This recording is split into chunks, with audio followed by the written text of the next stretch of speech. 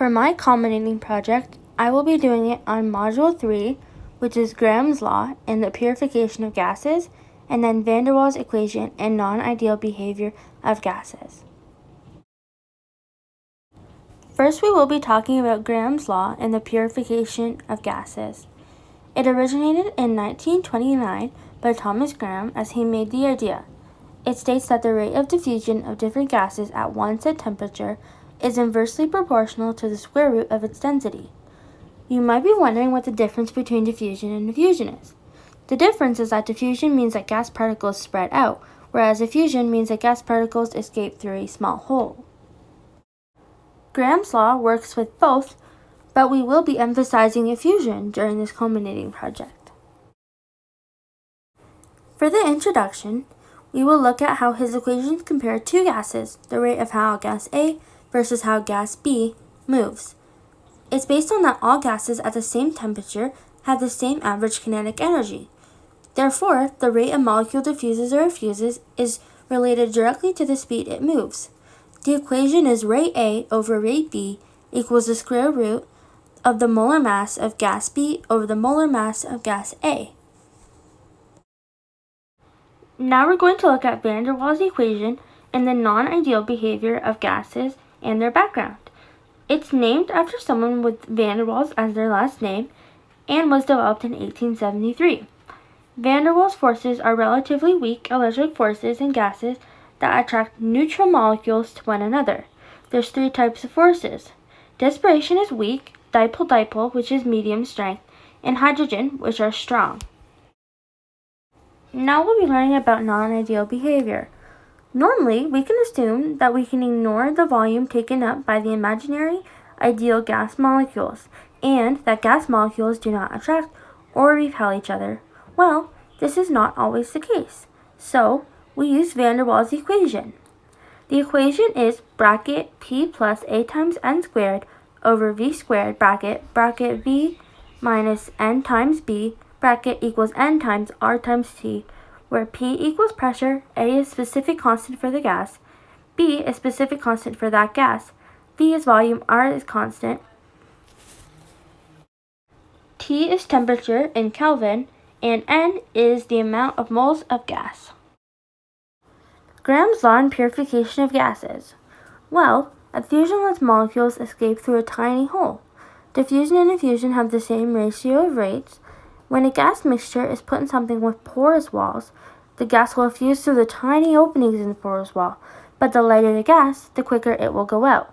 We can think of effusion in nuclear energy, such as uranium enrichment. Uranium hexafluoride pumps through vessels that have porous barriers. The gas is then enriched and goes through another diffuser or infuser. After time, the uranium will be enriched enough to make nuclear weapons. Some military, such as the US military, actually restrict countries from having uranium hexafluoride so that they are unable to make nuclear weapons to go against them. Now we'll be going a little more into depth about Graham's law. Some of the facts about Graham's law is that we smell because of it. It determines what we smell faster. This is how come we can smell pizza before we can smell a candle that are lit or open at the exact same time. It spreads faster. We can also separate the isotopes of each element using Graham's law. Also, for effusion to happen, the opening of the hole needs to be smaller than the molecule's mean free path. The mean free path is the average distance gas particle travels between collisions with the other gas particles. In van der Waals equation and the non-ideal gas behaviors, A constant is a measure of the magnitude of the attractive forces among the molecules of the gas. The bigger the A value is, the larger the intermolecular forces are. The B constant is a measure of the effective size of the gas molecules. The value of it is 4 times the volume of the gas molecules. This is because the orientation of some molecules when they collide restricts the molecules from entering some spaces. It is more all about the excluded space. We can look at a few things to see how ideal the gas behavior actually is. Through pressure, volume, temperature, amount, compressibility, high pressure, and low temperature and intermolecular forces. For pressure, we can see the force that is put on the gas molecules as they strike a surface. For volume, it's the amount of space that gas molecules take up. For temperature is how fast molecules move, and for the amount is the amount of gas molecules in moles. Then we also look at the other three factors. Compressibility, we can compare the molar volume of real gas versus ideal gas at the same temperature. Then we take the N constant, which is moles, of real gas and measure the volume. Then we do the exact same thing for the ideal gas. We take the ratio of the two, and the closer to 1 as possible of the ratio is ideal. The further away, the less ideal the gas behavior is. For high pressure, we look at real gas. It takes up more volume than ideal gas would due to the additional volume of gas molecules. The more compressed the gas is, the worse error there will be. For low temperature intermolecular forces, this is kind of cool. Intermolecular forces have more effect at low temperatures because molecules have less kinetic energy. Now, we're just going to go over a couple sample problems from the topics that we just went over. The first thing we'll do is using Graham's law. The question is, how much quicker does O2, or oxygen, go through a porous container than SO2? Well, we have to get the molecular weight of oxygen and SO2. O2 is 32.0 grams per mole, and SO2 is 64.0 grams per mole. Then we use the equation, the square root of the molecular weight of SO2 over the square root of the same thing of O2, minus the velocity of O2 over the velocity of SO2. Continuing to the red part that you will see on the slideshow is the next stage of our equation. The velocity of O2 over the velocity of SO2 equals the square root of 64 grams per mole over the square root of 32 grams per mole. Now we're on the next slide and we'll be looking at the yellow-orange color. The velocity of O2 over the velocity of SO2 equals 8 over 5.66.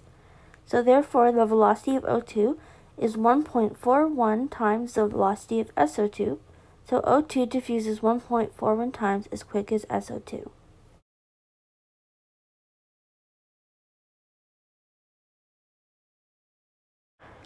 Now we'll be doing van der Waals equation and the question that we have chosen for that.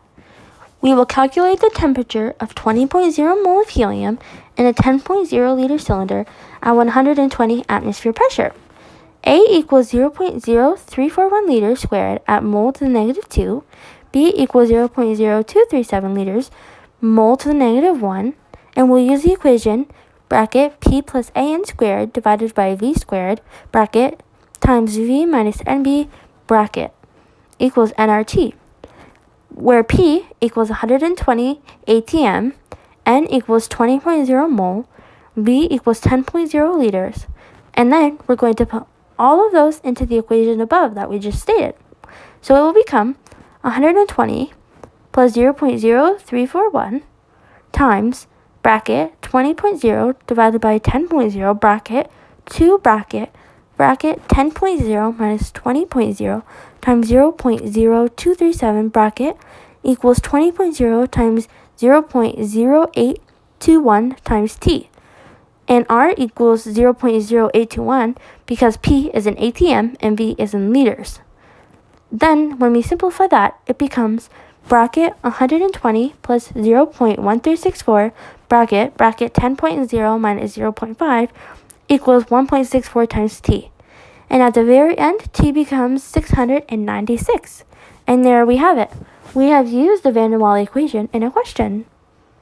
And that's the end of my culminating project, at least for this part of my PowerPoint. I hope you enjoyed and I hope you learned something new, as I sure did.